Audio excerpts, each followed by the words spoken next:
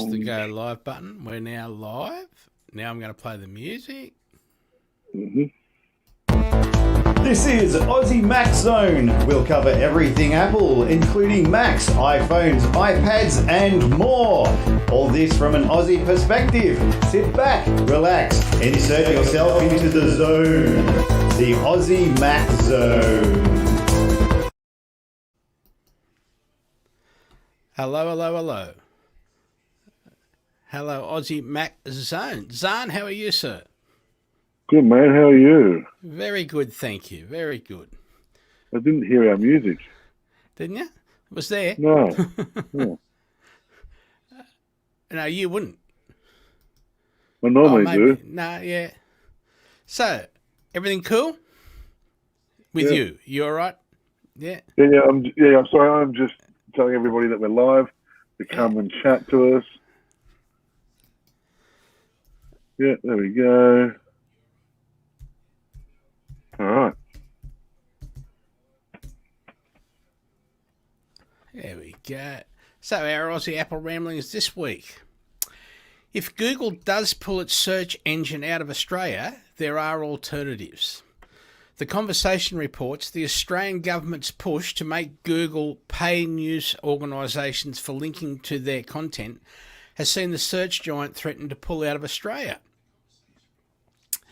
Google Australia's Managing Director, Mel Silver, said if the government's proposal goes ahead, we would have no real choice but to stop making Google search available in Australia.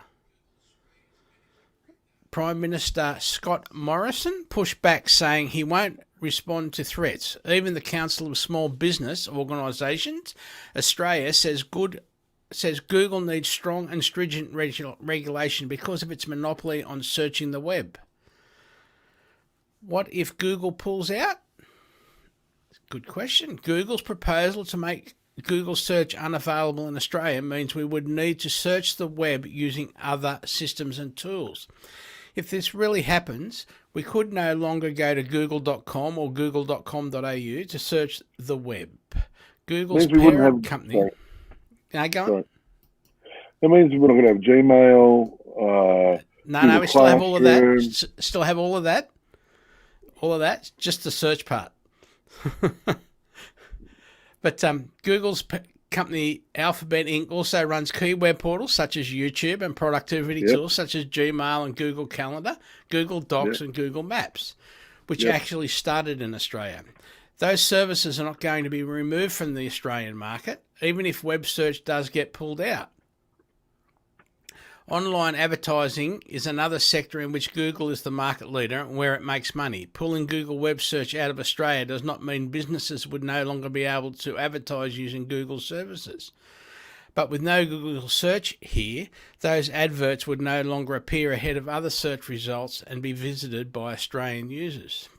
The issue with this scenario is that Google's key competitive advantage is the ability to access data from people using its search services. Pulling web search out of the Australian market would mean Google missing out on that data from people in Australia. The alternatives to Google. What are they, you ask? Google is the dominant search engine in Australia. It has 94% of web search market in Australia, 94%. But there are other search services. The second most popular engine is Bing, which is Microsoft. And often integrated into other Microsoft products such as the Windows operating system and Office tools. Another less popular search is Yahoo, which also offers its own news and email service.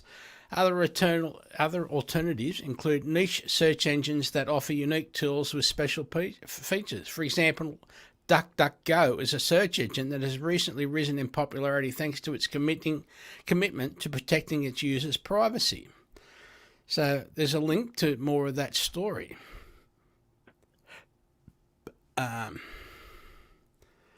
So that's cool. What's going on here? I don't know. I don't understand why they expect Google to pay. Yeah. Why, if they want to pull out of Google, all right, let them pull out of Google. Because if they don't have Google for people to search their news, what have they got? They think by Google pulling out of Australia, they're going to get more business and have people redirect to their website. They're idiots. But I'm not sure where. Like basically, they're saying that we as users aren't reading the Sydney Morning Herald anymore, so all those people are going to go out of work because it's all available on Google search. Yeah, that's right. So then why doesn't Google just start its own news company and kill them off? Well, it's Murdoch Media anyway. Who wants to read Murdoch Media? Yeah. But, you know, of course Scott Morrison is going to be like, oh, yes, well, I'm not going to turn the threats. Why Murdoch's handed him $100 bills. You know, like,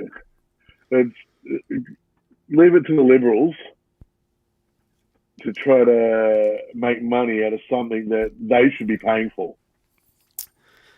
So, but the other thing that I can point out, but is, for example, was it? Oh no, the radio station yesterday. Yep. Was talking about things on TikTok and being involved in TikTok. So why isn't the radio station paying TikTok for that? It's the opposite thing, isn't it? No, because TikTok's the radio station's doing. Eh? It's not the same thing, because TikTok's similar to YouTube. So it all depends on how many viewers you have. The more viewers you have and advertising revenue that TikTok make is where they make their money. Yeah. And then they make their money, and then they pay their viewers. What would you call it? Sorry? The the creators. Creators, and they pay their creators. And that's how that works. It works the same as YouTube or something like that. No, Google, but you're just saying, wait. But yeah. The creator is the Sydney Morning Herald, for example, but Google aren't paying the Sydney Morning Herald. Why should they? They walk down and read the Sydney Morning Herald and put it up on the... Who in this day and age is going to walk and buy a paper anyway? So without Google, they wouldn't get their news out there anyway.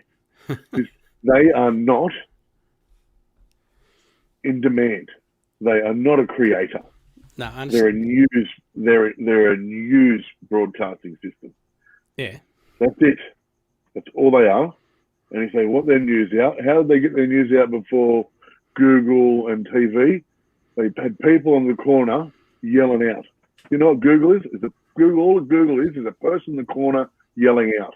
Yeah. And they used to pay that person to stand on the corner and yell out. Mm-hmm. So why aren't they paying Google to stand on the corner and yell out? So, good point. That's the best way of putting it. Yep. All right. Yep, I'm good. On that one, you win. Next. Yep. That's the best way of putting it, that one. Yep. Now, where are we? South Australian government. No, that's a mistake. I don't know why that's still there. Apple reports first quarter results. Oh, yeah.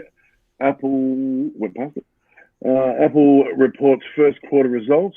Apple reports revenue up to 21% and earnings per share up to 35% to new all-time records. iPhones, wearables, and service set new revenue records. Apple today announced financial results for the fiscal... it wasn't today. It was a couple of days ago, but yeah. It was a couple of days ago, yeah, sorry. It was, the financial quarter ended on December 26th, so just after Christmas. So this is them reporting on it, yep. Fiscal for 2021 first quarter ended December of 26th December 2020. The company posted all-time record revenue of $111.4 billion.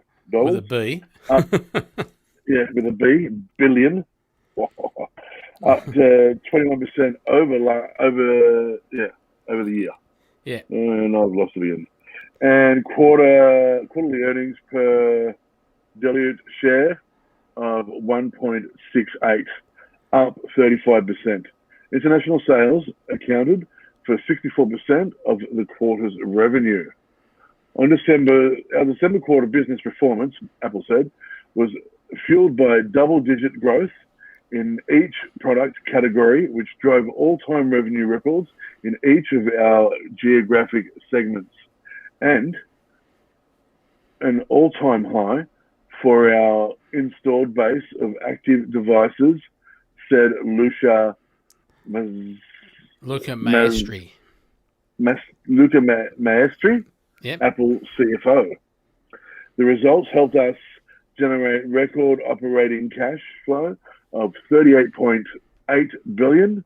We also returned over $30 billion to shareholders during the quarter as we maintain our target of reaching a net cash neutral position over time. Yeah, so they keep buying. They keep buying shares back as much as they can. Yeah. Yeah, so they're trying to end up not having to pay the dividends out to people, basically. Yeah, so they'll be their own company again, basically. They'll be an open company. Yeah. Wow. They've done it, then they'd have to report even less than what they do now. Yeah. Now, Apple ties executive bonuses to progress on environmental initiatives.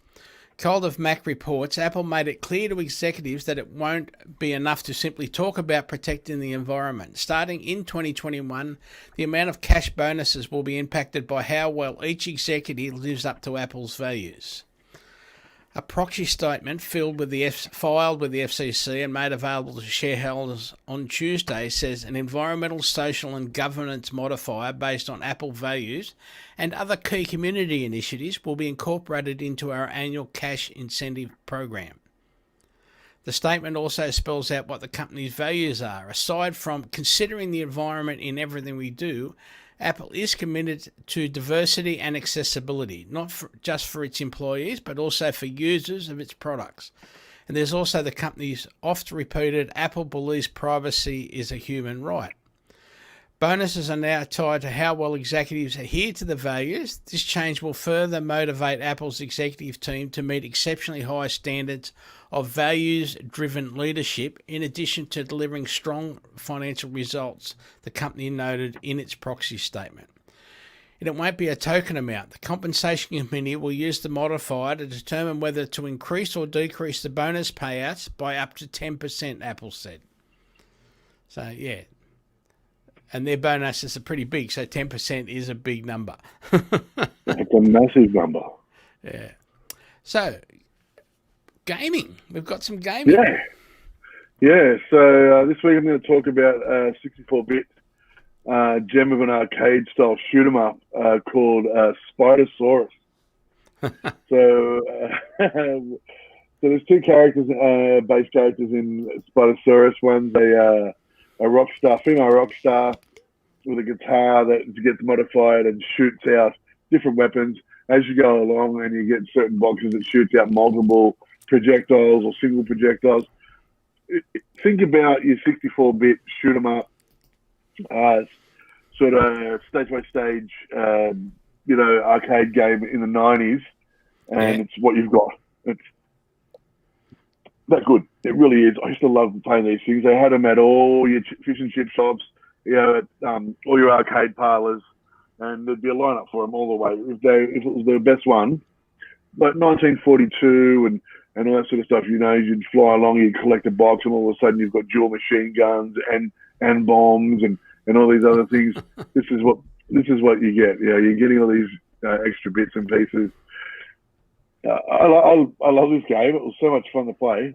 It reminded me when I'd go to the shop, and every shop had one. Every shop had an arcade game. You go to the corner store, you'd get there, and it'd either have like Street Fighter or like a shoot 'em up, 1942 or something like that. That you drop a couple of coins in while you're waiting for your hot chips. And must say a $1 bag of hot chips this big. You know what I mean? Like you'd be able to share a $1 bag worth of chips with 4 or 5 of your mates, covered in chicken salt and barbecue sauce. And then you'd go off. I remember this because I did it on a regular basis. Where I lived, I was close to bushlands where we used to go ride our bikes all the time. When we were done riding our bikes, one of us would have $1, and we'd go grab a bag of chips, eat our chips, and back out on our pushies, or even walking to school.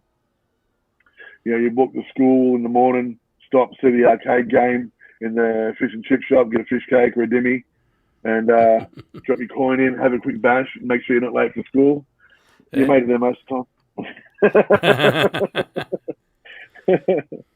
And I think that's what this game brought. It brought that nostalgia. Well, for me, anyway. I'm almost 43 years old, and it made me think of those times.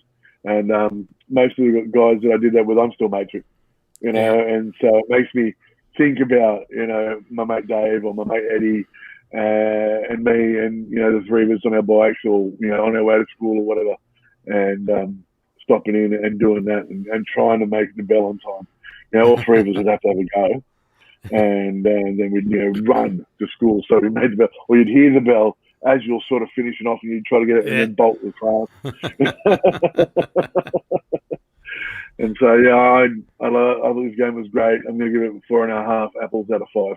Wow, good. Yeah, good. Yeah.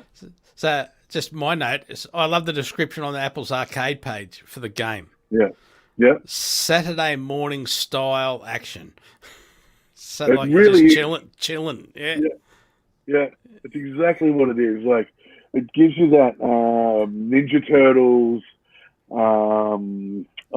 Transformers, Battle, Battle of the Planets sort of feel, because it's got that anime style character that comes up and goes, "Oh no, I think we've done," and then it drops back out, and you've got to go again, and you're on again. And it does. It gives you that Saturday morning, again, after breakfast, out on your push bike, bag of hot chips, playing with your mates.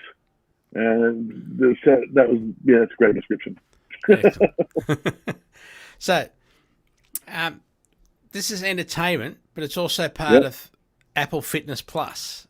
This particular one. So entertainment. I was actually looking at that the other day. Yeah. So take a walk with Dolly Parton, Uzo Aduba, and others using Apple's new walking feature. Apple Fitness Plus just got a celebrity-filled new feature to help encourage people to get their steps in. Or get started, of course. Sometimes having a workout buddy can really help your fitness goals, especially if your workout buddy is a celebrity. On Monday, Apple launched a new experience for the Apple Watch called Time to Walk. This new audio experience is available on Fitness Plus to Fitness Plus subscribers and encourages users to walk more by offering immersive stories, photos and music from celebrities and interesting people that can serve as motivation to get up and get moving.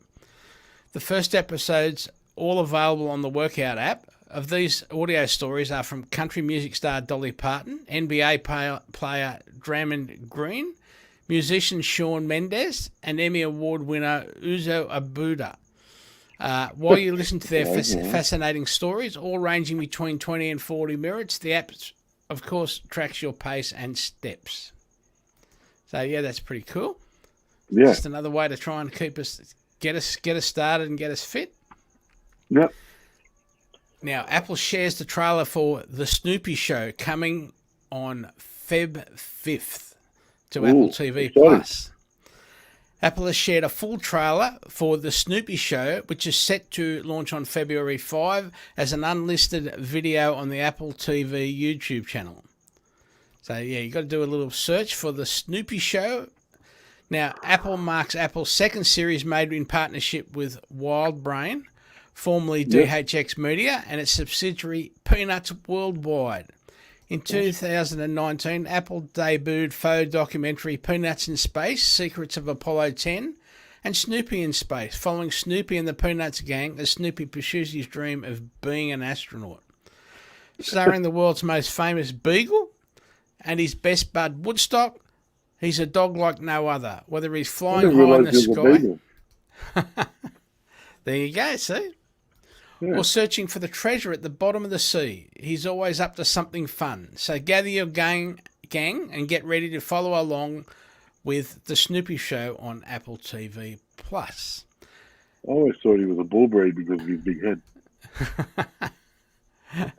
Apple won an American, Emmy for outstanding children or family viewing for Peanuts in Space and is committed to producing a range of new Peanuts content in the future. The Snoopy show comes to Apple TV Plus on Friday with a season of 6 episodes. I can't wait. Personally, I can't wait. Oh, I know. And on I'm just Apple going TV, back to my childhood. oh, I know. How have you had so good? Speaking of going back to your childhood, Apple TV or Disney through Apple TV, Disney has just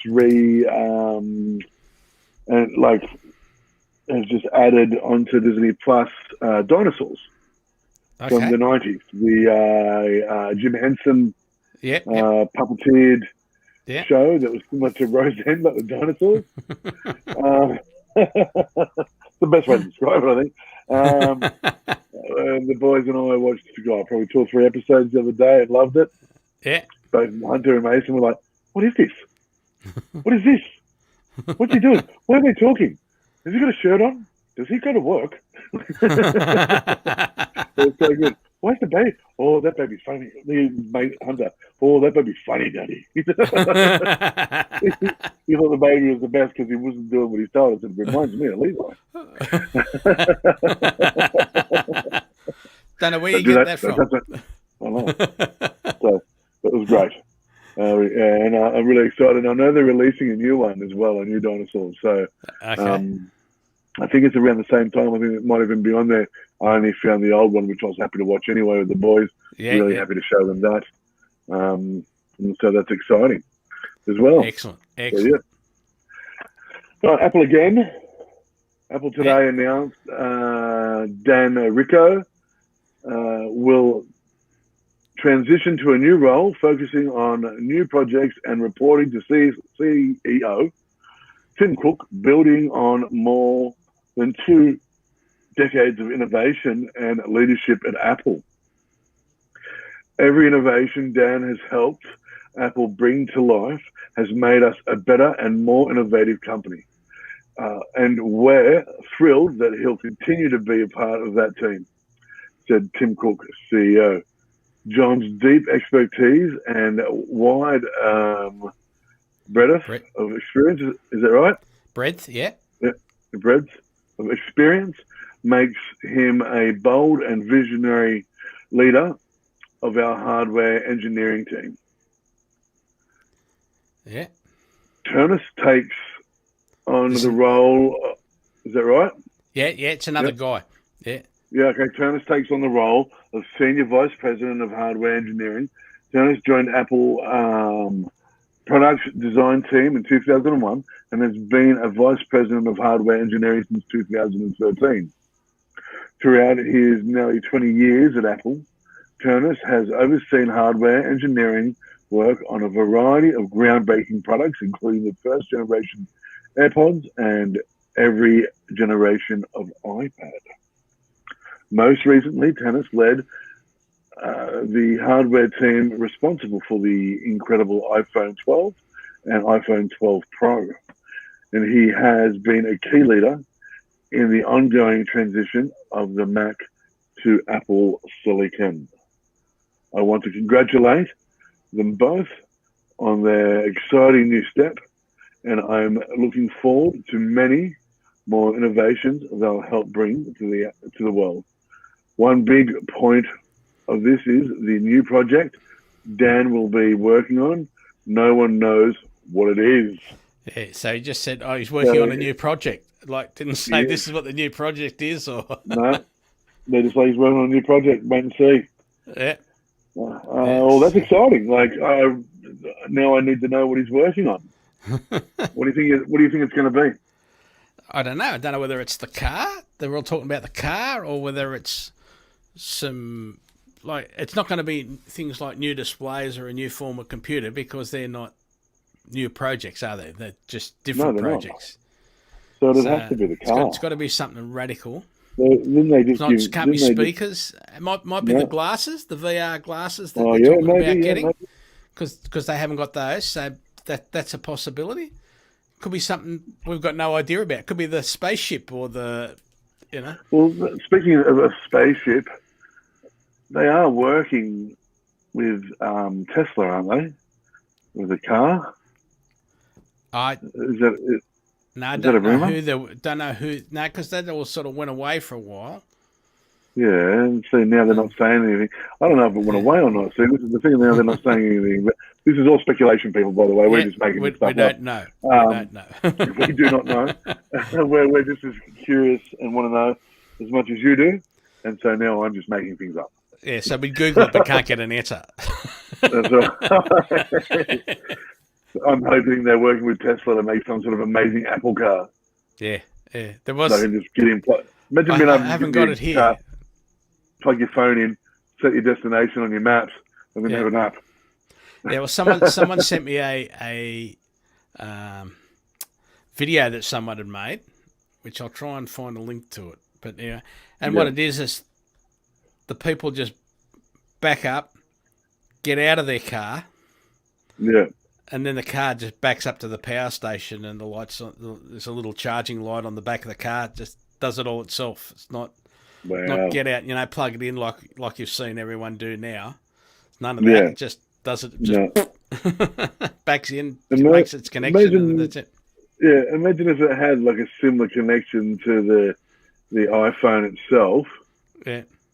Maybe bigger, sort of, and then as you get out, you pull up, it opens a little hatch, spits it out, and just backs up to the wall. Boom, it's in.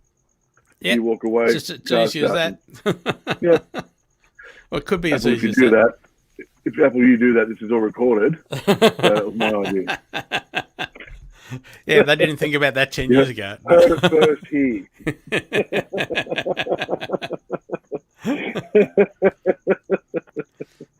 Well, I've got more good news about Apple product. Yep. There was a unfortunate lady, a kidnapped Texas woman, rescued police thanks to her Apple Watch. Yep.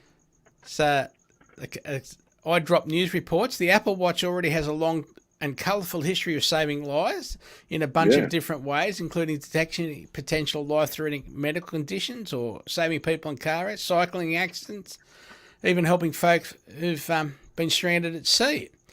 Even with such a myriad of list of success stories, however, we still continue to see new and interesting tales of how the Apple Watch helped to rescue people from dangerous situations.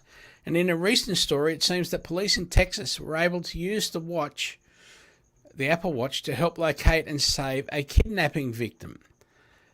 The news report explains police responded to a call from a girl who reported that her mother had been kidnapped by a man that she was talking to outside her apartment. The girl had heard her mother scream from the parking lot, but didn't know where she had been taken until about 10 to 15 minutes later, when her mother called from her Apple Watch telling her that she'd been kidnapped by the man, who also wanted to hurt her. Although the call was abruptly disconnected, the Apple Watch remained active, and police were able to spring into action and use the Find My feature, or as the news reports, emergency cellular ping, to track the victim down in a nearby parking lot, where the kidnapper left the vehicle and fled the scene as he saw police approaching. According to the victim, she and the kidnapper had been fighting when he refused to give up the vehicle. She climbed into her to retrieve her personal belongings from the back of the truck, and he jumped in the driver's seat and drove off with her still in the bed of the truck. According to the victim, the kidnapper was also allegedly drunk at the time, and she yelled at him to stop. He repeatedly slammed on the brakes, causing her to bounce around painfully in the back of the truck, while laughing each time he did so. The kidnapping incident occurred on December 16, and while the kidnapper had originally run from the scene, he was known to the victim, so the police eventually did track him down on January 20, and he now faces charges of aggravated kidnapping. Wow. So, yep, another bonus for the Apple Watch. That's so cool. That's excellent. So that literally may have saved her life. Like, absolutely. Drunk, maybe ex, taking a car. So, yeah. What flavour is that one? Oh, it's lemonade. Yeah, cool. Made myself, it's a make yourself one. It's not the okay. I thought it was one of those fandangled ones from the show. Cordial. No. Apple blows past Samsung to become the world's top smartphone company. Yes. I dropped news again. following yesterday's breaking earnings report, where Apple announced over 100 billion in revenue, 65 billion in which came from iPhone sales. Market research firms are now weighing in with their own estimates of exactly how many iPhone units that represents.